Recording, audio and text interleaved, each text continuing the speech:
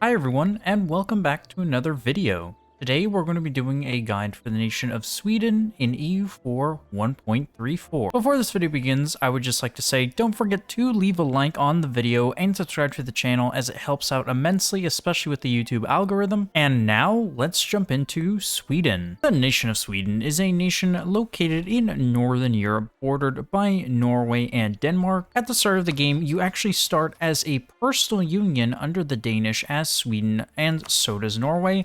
However, Sweden has very unique national ideas, which basically give it the most powerful army in the game, or one of the most powerful armies in the game, maybe second or third behind Prussia. And that is because of their insane national ideas here, which are largely military focused. For the first one, we have +1 yearly legitimacy, +1 policies, which that second one means that we can have another policy here. So instead of 3, we can have 4. For the second one, we have Swedish steel, +5% discipline, amazing, -10% cavalry costs, +20% manpower recovery speed, very nice, -10% stab cost, and +1 yearly absolutism, that is really nice, +10% goods produced, that is extremely powerful. You'll be making so much money just from this modifier here, and +20% national manpower. And for our traditions, we get -15% mercenary maintenance and a +20% infantry combat ability, which means at the start of the game, we will have one of the most powerful armies in Europe. However, before all of that, we need to first break free from Denmark. In this guide, I'm going to show you how to break free from Denmark easily and quickly, and how to conquer most of the Baltic coastline in a very short amount of time. So for your opening moves as Sweden, what you want to do is look at your mission tree. Our mission tree actually hinges on support from the estates. Basically, we need to have at least 3 privileges granted to at least 2 estates. So in order to complete that, what you're going to do is give out some estate privileges. For the clergy, you're going to give out religious diplomats,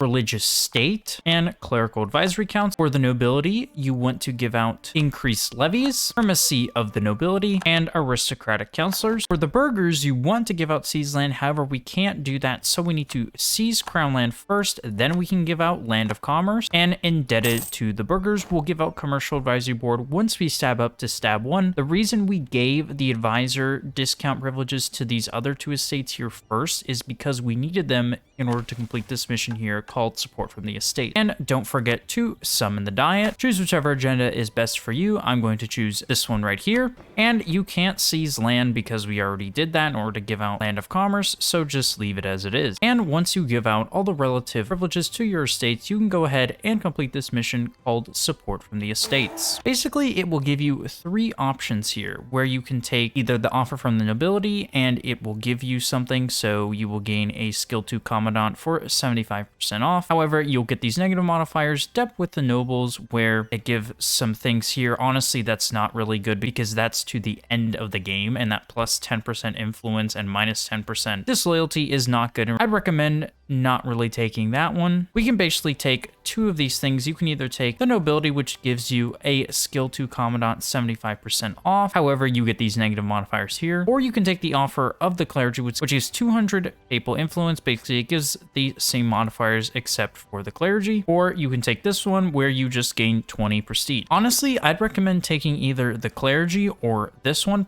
The reason you want to take the clergy one is because you gain 200% papal influence. So you can use that 200% papal influence to either stab up or use some of these papal blessings here. So you get much more just from taking this one thing, whereas this only gives you 1 advisor who you could probably get at the beginning anyway. Sure, they won't be 75% off, but still you can gain a commandant a lot of the times by day 1. So I recommend either clergy or nothing. I'm going to go ahead and take the clergy. After you give out your estate privileges, you're going to go ahead and hire some advisors. For mill, ideally a discipline or morale of armies. I have this morale guy, so I'm going to take him.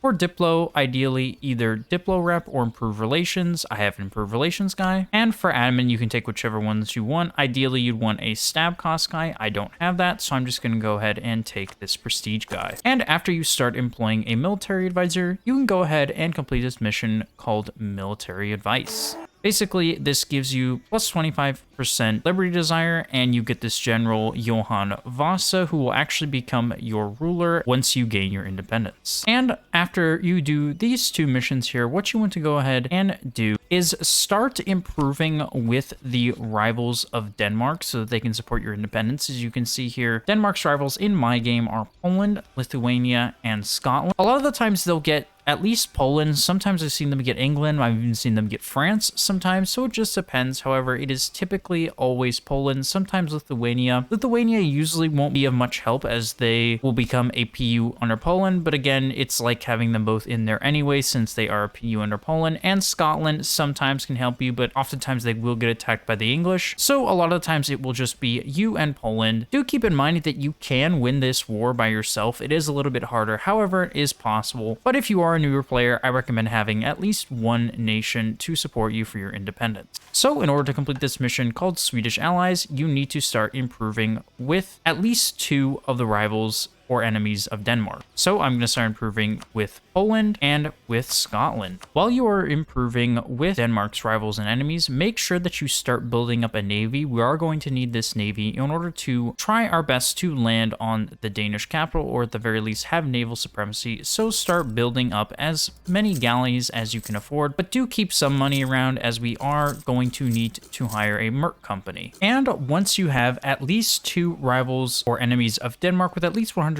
opinion of you, you can go ahead and complete this mission called Swedish Allies. Basically, you get the option here to either ask all the rivals or enemies of Denmark to support your independence, or you can just choose here to fight the independence war on your own, or you can choose not to fight it for the third one. I recommend taking the first one here, especially if you are a newer player. And as you can see, all 3 are now supporting my independence: Scotland, Poland, and Lithuania. And once you build up to force limit, you can go ahead and complete this mission here on the top left. Basically, you have an option to either call off the rebellion, or for the second one, gain 10,000 manpower. Of course, take the second one. That is a ton of manpower, and it's basically all for free. And while you are improving with nations, once you get at least one of them to 100, go ahead and start building a spy network in Denmark as soon as you can, as that'll help speed up the sieges. And now that we have all 3 of these nations supporting our independence, it's time to declare the independence war against Denmark. You might have similar nations to me. You might have England. You might even have France. Like I said, as long as you have at least one nation supporting your independence, you should be fine. So now it's time to attack Denmark for our independence war. You will lose 1 stability, however, don't be afraid, as in our mission tree, we actually will get 1 of our stability back, so it's basically like we never lost it. Denmark really shouldn't be allied to anyone big. Sometimes they will be allied to someone in the HRE, like Saxony or something like that. However, in my game, they're just allied to the Teutons, so don't worry about that. The Polish will take care of them very easily. So go ahead and attack Denmark for your independence war.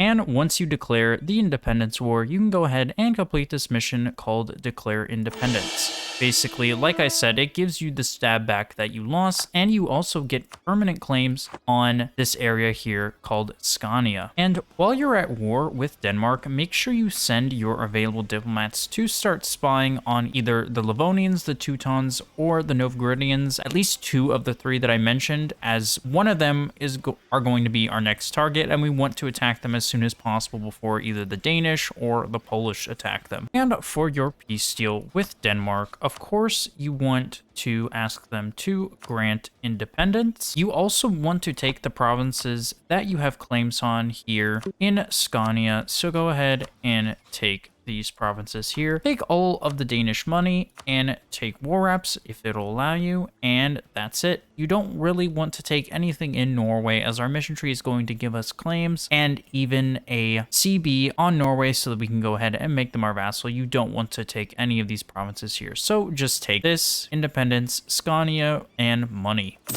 And like I said, once you become independent, you get a bunch of claims here, as you can see, on a ton of stuff. And you will get this decision here called the Rise of a New King. Basically, you can choose either Johann Vasa or Gustav I. I recommend taking Johann Vasa, as he is a really good ruler.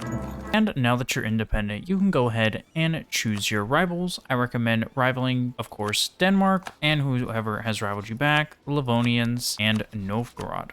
And after fighting and defeating Denmark in your first war being the Independence War, it's time to declare your second war. Your second war will either be against Novgorod or the Livonians. See who they are allied to. In my game, Poland actually did not get Lithuania as a personal union. They chose the local noble instead, which is very rare. As such, they are actually allied to Novgorod, as you can see here. So that's why Muscovy has not attacked them, and that's why I'm not going to attack them, since Lithuania is also my ally, and they are quite strong. So for my first war, I'm going to go ahead and fight the Livonians. However, in your game, it's very, very rare that Lithuania stays free, as Poland almost always chooses the Jagiellon instead of the local noble. However, in my game, they chose the local noble, so I can't attack Novgorod for now. So I'm going to go ahead and attack the Livonians for the conquest of Reval. And for your peace seal, not with just the Livonians, but also with Riga. For Riga, I recommend actually vassalizing Riga and taking all of their money. You can full annex them and release them. However, it is quite a bit of aggressive expansion, as Riga is quite a nice province here. So go ahead and just vassalize them. And for your peace deal with the Livonians, go ahead and just fully annex them. It is going to be quite a bit of aggressive expansion. However, do keep in mind, as long as it's under 50, you should be okay. So just fully annex the Livonians, vassalize Riga, take all of the Livonian money, and that's it. And once you own all of Livonia and Riga, you can go ahead and complete this mission called Window to the East. It gives you some dev in Riga, also a marketplace in Riga, so that's good for your vassal, and you will get some claims on East and West Prussia. And once you finish coring up these provinces here in Scania, you can go ahead and complete this mission called Swedish Skåneland. You get some claims here on Norway, but you also get a Claim the Norwegian Crown CB on Denmark. Along with that, you also get an event here where you have two options. Basically, you can either change the culture in these provinces to Swedish and lose a stability, or you can gain a stability and gain plus 10% local autonomy. Honestly, it's up to you. I'm going to do this one, as it basically will convert the culture here automatically. However, if you are a newer player and you don't have a lot of admin points, for example, don't be afraid to select the second one. It's really not an incorrect option. However, in my game, I'm going to choose Teach Them the Swedish Ways. And don't forget, by this point in the game, to start reducing autonomy. Due to our low crown land, we are going to gain autonomy passively, so don't forget to start reducing it. And don't forget, once you have reached Tech 4 in all categories, especially in Mill, you can go ahead and start deving your capital up to 30 development. We want to take off the age objective, own a large city, as well as we want to speed up the spawning of the Renaissance. And now, by this point in the game, it is time to get ready to declare your next war. We're going to go ahead and declare that war on the Teutons. Oftentimes, the Teutons really won't be allied to anyone, so you shouldn't need any help. In my case, they actually lost their alliance with the Danish, which is excellent. So I'm going to go ahead and attack them. In your game, you probably would have wanted to attack Novgorod, but a very unfortunate thing happened. Lithuania stayed independent in my game, and now they are allied to the Novgorodians. So not only am I barred from expanding into them, but the Muscovites also are basically stuck where they were at the beginning of the game. So they can't expand either now, or you might be attacking them later, but just go ahead and attack them, and I'll show you which provinces we need to take.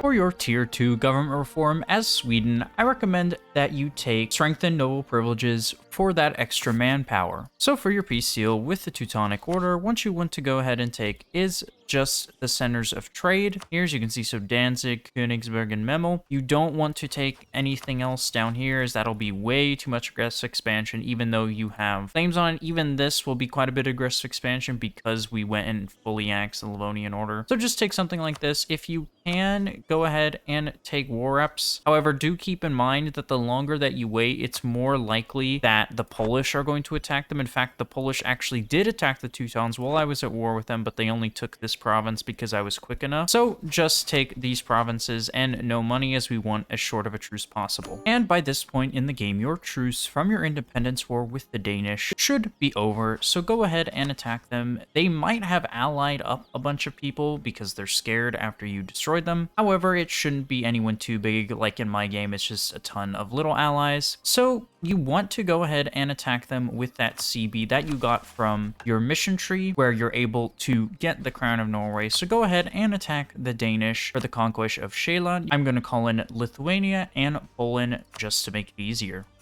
While we are at war with the Danish, we are actually going to declare a second war alongside this one, and I'll show you which one that is going to be in a moment. It's time to go ahead and attack Gotland. You start with a core on Gotland at the beginning of the game, and they are pirates, so they keep raiding you over and over. However, in my game, they are allied to Poland, so if I was to declare a normal war on them, I would have to fight my ally. However, the Polish will not be called in when I attack Gotland, as you can see here, fighting on the same side of the enemy. So I'm going to go ahead and attack Gotland for the reconquest of my core. If you can in your game, make sure you do this while you have either the Polish or the Lithuanians or whoever they're allied with busy helping you out. And just like that, we have defeated one of the biggest thorn in our side, Scotland, the Pirate Republic. Of course, fully annex them. It's no aggressive expansion since they are your core, and take all of their money. For your first idea group, as Sweden, I recommend taking either quality or offensive ideas. These two ideas pair excellent with Sweden, and these are ideas that everyone should take. So it's really up to you which one you want to take first. You are likely going to be taking offensive further down the line anyway, so it doesn't really matter if you take it first, second, third. However, in my game, I'm going to go ahead and take quality ideas first, as I think that infantry combat ability pairs wonderfully for the infantry combat ability that we get from our traditions. So in my game, I'm going to take quality ideas.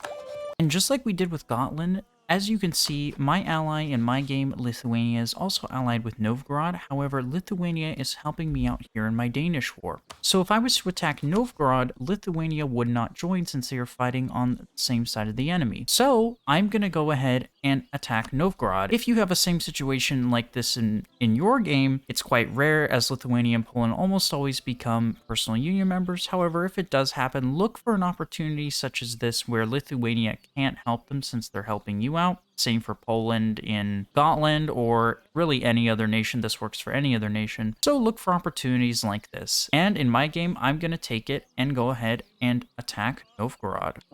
And for your peace deal with Denmark, what you want to go ahead and take is take this peace deal here, and I'll show you. It is called Claim the Norwegian Crown. As you can see here, you will basically take Norway as a personal union member. So go ahead and do that. You can also take some provinces from Norway. I might do that. I'm also going to take this one here from Denmark, because why not? And yeah, I'll just go ahead and take that one right there. Why not? And I'll go ahead and take all of the Danish money. You can also take all of the Danish money, or you can go ahead and get some war reps. Just make sure that in whichever peace deal that you do, that you go ahead and take the Norwegian Crown peace deal so that you can have Norway as a junior partner. And once you take Norway as a junior partner, you can go ahead and complete this mission called Crown of Norway. And so, if like me, you were fighting Novgorod by this point in the game, ideally you would have fought them earlier. I just had to wait because Lithuania was allied to them, which is quite rare. However, regardless of when you're fighting them, make sure that you take a peace deal that looks something like this. Basically, what you want to do is cut off Muscovy from expanding. So they'll still be able to expand in these provinces down here that you didn't take. However, they won't be able to expand in all these ones that you're blocking. So up here and down here, and especially if you take Novgorod. As well as if you take Novgorod or Neva, they also won't be able to form Russia, especially if you take Novgorod. So you'll basically just cut off the Muscovite mission tree from ever becoming the much more powerful Russia. So when you fight Novgorod, go ahead and take a peace deal like this to cut off the Russians. Take some money if you can, however, this is likely already at 100. While you are waiting for your truce to be over with either the Teutons or whoever else you want to fight next after Novgorod or after your second Danish war, make sure that you are working on this mission here where you repay the debt to your estate. If you remember when we went ahead and did this mission here in the mission tree where we basically got the option to pick an estate. If you remember when we completed this mission here in the mission tree called Support from the Estates, we were able to choose from which estate we got support from or from no estate. If you chose a certain estate, you are going to have to complete some things here in order to be able to declare this option here. So you'll have to, in my case, I chose the clergy, so I have to build at least either 5 churches or 5 cathedrals. If you chose the nobility or if you chose the burghers, the things like that will be different. And you need to complete this as it is part of your mission tree here called Stabilize the Kingdom, where you basically have to not be indebted to the estate for your independence war, and you also have to have a legitimacy of a certain amount, which isn't too hard, and you'll get this event, the Crown of Poland. So make sure while you have downtime that you are working on repaying your debt to the estate, whatever it is, building churches, building marketplaces, whatever your estate gave to you, make sure that you are working on repaying that, as it is essential to continue down the progress of your mission tree. And now it's time for you to declare your next war. Ideally, like me, you'll be declaring your second war against the Teutonic Order. So I'm going to go ahead and attack the Teutonic Order for the conquest of this province right here. For your first age ability as Sweden, I recommend taking Justified Wars. And for your peace deal with the Teutons, if they still have this many provinces like in my game, then you want to just take everything that you have left that has claims on. So just go ahead and take this. In your game, they probably won't be as big if I'm being honest, especially if Poland and Lithuania united, as Poland will focus largely on expanding into this area as it's paramount to their mission tree. In my game, Poland has just been focusing on a bunch of just dumb, useless wars that don't matter, so that's why the Teutons are as big as they are. However, it doesn't matter how much is left. Make sure that you try to take as much as possible that you have claims on. Do watch out for the aggressive expansion, as we have already incurred quite a bit. So just take what you have claims on, take all of their money, take war reps if they're still going to exist, although the Polish are probably going to finish them off soon, and send it. Once you have at least 5 provinces in this area, West or East Prussia, you can go ahead and complete this mission called Land of the Prussians. It gives you some nice modifiers, some extra dev in Memel, and actually a free marketplace, a free building in Memel, along with some claims here further into the HRE. For your Tier 3 government reform as Sweden, I recommend taking Expanded Royal Court. For your second idea group as Sweden, I recommend taking Innovative Ideas. The innovative and quality combo is a very old combo with Sweden. People have been doing it for years, and that's because it works. And the reason people do that is because when you take quality with innovative ideas, you get that policy there called Modern Firearm Techniques, which gives plus 15% infantry combat ability. So when you have all of those ideas complete, that's what the policy, you will have plus 20% with your traditions, plus 10%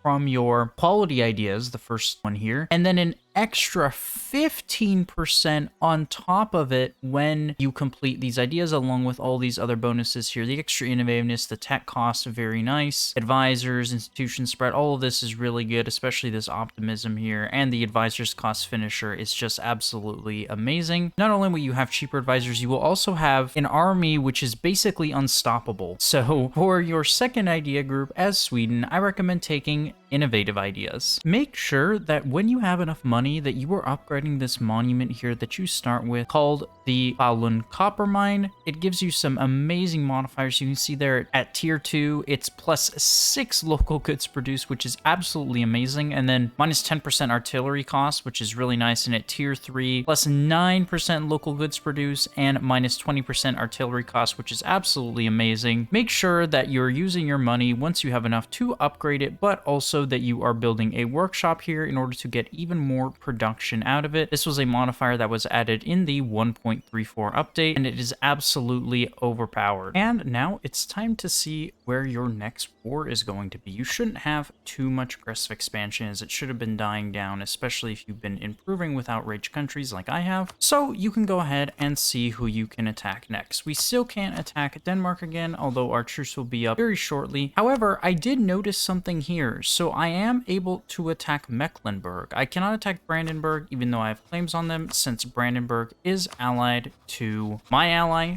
Poland. And I did notice something else too. Austria actually lost the emperorship. It's Bohemia who is the emperor now, and Bohemia is a lot weaker than Austria. So I'm going to go ahead and attack Mecklenburg. Yes, it'll call in Bohemia, but remember, Bohemia is weak and they don't have any powerful allies, and if I call in Poland, we'll outnumber them significantly. So I'm going to go ahead and attack Mecklenburg. You might be able to do this, you might not. However, just look for opportunities like this. That's what makes a good EU4 player. For your peace deal with Mecklenburg, honestly, you can take a lot. However, that is a ton of aggressive expansion, and do keep in mind, we want to fully annex Denmark, and that's going to incur us way more aggressive expansion. So honestly, I would advise for your first war with Mecklenburg to take one, maybe two provinces. If you can take a province that is not the capital, however, don't take the capital in the first wars. That's 20 aggressive expansion. So in my game, I'm just going to take this province here of Wismar, take some money, and send it. And now it is time to declare your war against Muscovy. Ideally, you would have attacked them much earlier in the game. However, I wasn't able to since they didn't gobble off the Novgorodian land because Novgorod was allied to the Lithuanians and they still are allied to Lithuania. But now that Muscovy did attack Lithuania and Novgorod, they have taken some of my lands. So I'm going to go ahead and fight my first war with Muscovy. Do not worry too much about fighting them. Just pick your battles wisely. Do keep in mind that your armies are much stronger than Muscovy's. Your armies should destroy them. Not only do you have the Western tech, but you also have those amazing modifiers from your national ideas as well as from your idea groups. So go ahead and make sure you have a spy network built and attack Muscovy for one of these provinces here. And the Muscovite War is over. It was very easy. Like I said, their troops will basically just melt against yours. Theirs are terrible and yours are amazing. So the war shouldn't be hard. So for the peace deal, go ahead and take what you have claims on. Depending on how much of Novgorod they took, that will depend on how many provinces that you have claims on that they have. In my game, they didn't take too much, so I'm just going to take everything. You probably won't be able to take everything in your game, but in my game I can, so I'm just going to take everything that I have claims on along with their vassal Pskov, because why not? It makes the borders look nicer and it's one less vassal that they have. I'm going to take all of their money and war reps. And in my game, I'm getting pretty tired of Lithuania allying Novgorod, especially since Novgorod is only 4 provinces. So I'm just going to go ahead and attack Novgorod. Who cares about my alliance with Lithuania? I can maybe ally them again, and even if I can't, who cares? So I'm just going to go ahead and attack Novgorod, call in my ally of Poland, and let's go. And for your peace deal with Novgorod, of course, just fully annex them. They shouldn't even be alive by this point. However, neither should Lithuania, but they stayed independent because the Polish chose not to take them as a PU, so go ahead and fully annex Novgorod. And once you have all of these provinces down here, cored and in a state, you can go ahead and complete this mission called Varangian Legacy.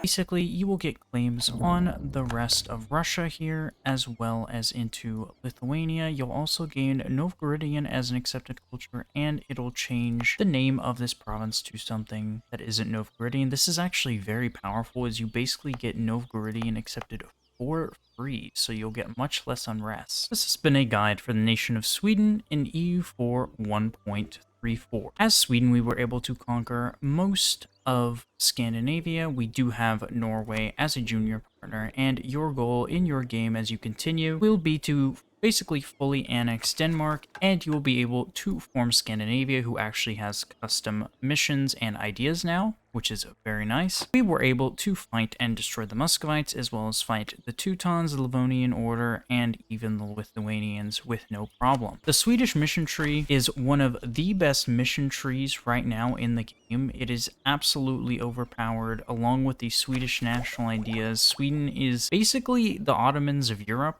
I felt like I was playing as the Ottomans, at least when it came to my army. Not really for the economy. You're quite poor at the start of the game as Sweden. However, as you expand throughout the Baltic trade node, you'll continue to make some more money. We're actually making 11 ducats on the plus. Of course, that's with war reps from the Muscovites and the Lithuanians, but still, that's quite good money. For our first 2 ideas, we took quality and innovative. Again, the reason you want to take innovative and quality is so you can get even more infantry combat ability there, the modern firearm tech, plus 15% infantry combat. This is what we took for our first 3 government reforms. For tier 4, I recommend taking this one, as you are going to be going Protestant. For tier 5, I recommend meritocratic recruitment. For tier 6, I recommend either general estates or aristocratic court. For tier 7, if you took economic ideas, which you should, then take this one right here. Or if you didn't take economic ideas, then take empower the burger. For tier 8, I recommend taking either this one if you're struggling with religious unity, although you really shouldn't. As with Protestantism, you'll get quite a lot of